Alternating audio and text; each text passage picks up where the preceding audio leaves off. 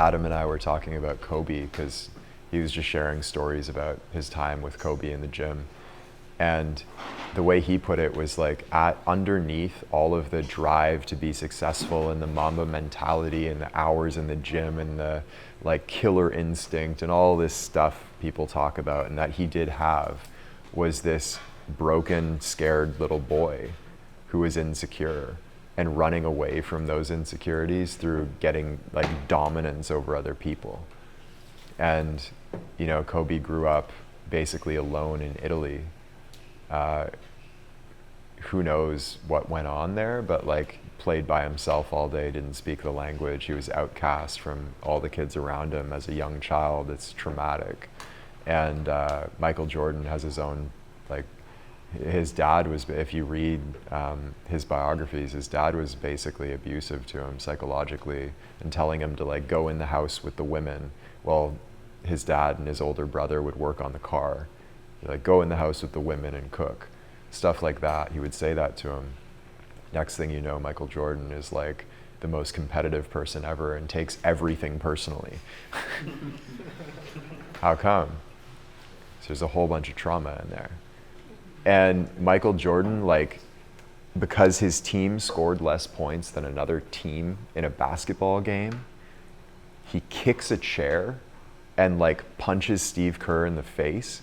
If anybody other than Michael Jordan did that, he's like borderline, maybe should either go to a therapist or maybe mental institution. Like he's got problems. But because he's Michael Jordan, we're like, oh, he's so competitive.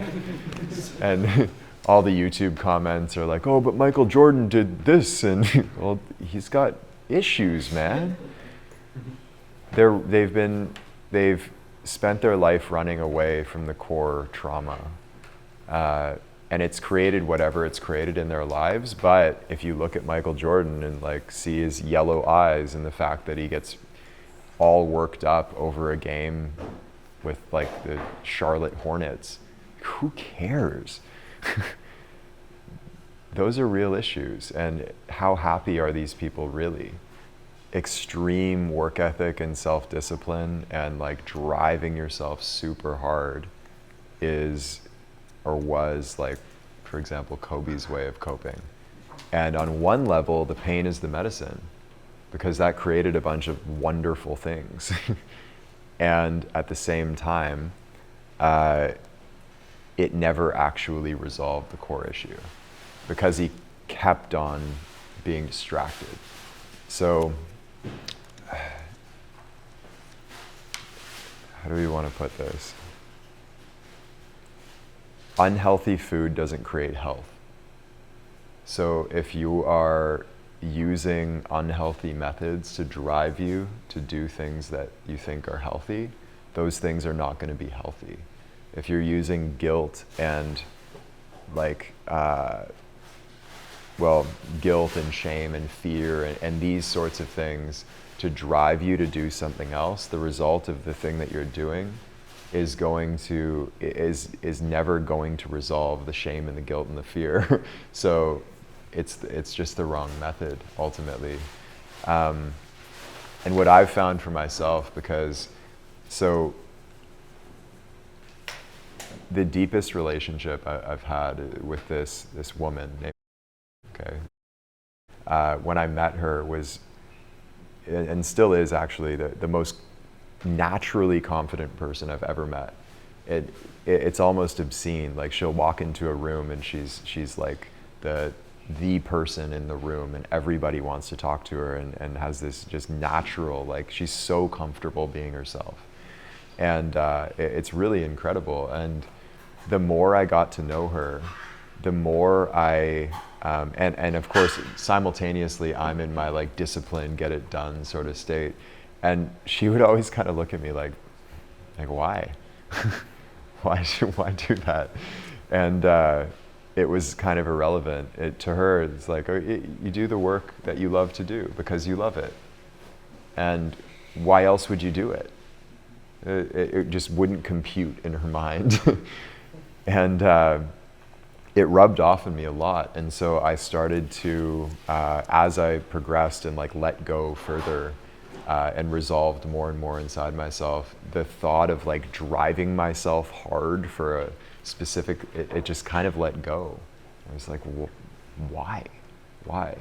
And what's ended up happening is that rather than driving myself towards something that I think I want, I end up naturally and much more easily moving towards the thing that I'm meant to do, because it's propelled by love. It's not me running away in any random direction from fear. And like when I'm doing this, there's nothing inside of me that's afraid or like avoidant or anything. This is the only place I want to be. And I have no reason for wanting to be here other than wanting to be here. It's not like, oh, I'm afraid back home, so like let's do this retreat so I can stop thinking about it. It's just like, this is all I want to do. And so discipline is irrelevant. I'm like, you want to get up at 4? I'll get up at 4. You want to practice? Like, totally, let's do it. There's no discipline needed. It's like, I would have to discipline myself not to do this. So yeah, in that way you do lose your hard edge. But what you gain is ease. And in the same way as when you're playing at your best in like any sport, let's say basketball, when you're at your best, it's easy. It's not hard. You don't have to force anything. You don't have to like manipulate the game or something and try to make it go. It's just happening. And that's the sort of like meta level flow state we get into when love drives what we're doing rather than trauma and pain and fear. Hey, it's Taylor. I hope you enjoyed today's talk. And if you did, the best thing to do right now while it's fresh in your mind is head over to deepgame.com and join us in our free masterclass where you'll learn all of the fundamental principles of the part of basketball that's played with the mind. We've had players call this the best hour of basketball learning of their lives, and it's completely free right now. So head over to deepgame.com, join us. Once again, it's totally free, and I will see you there.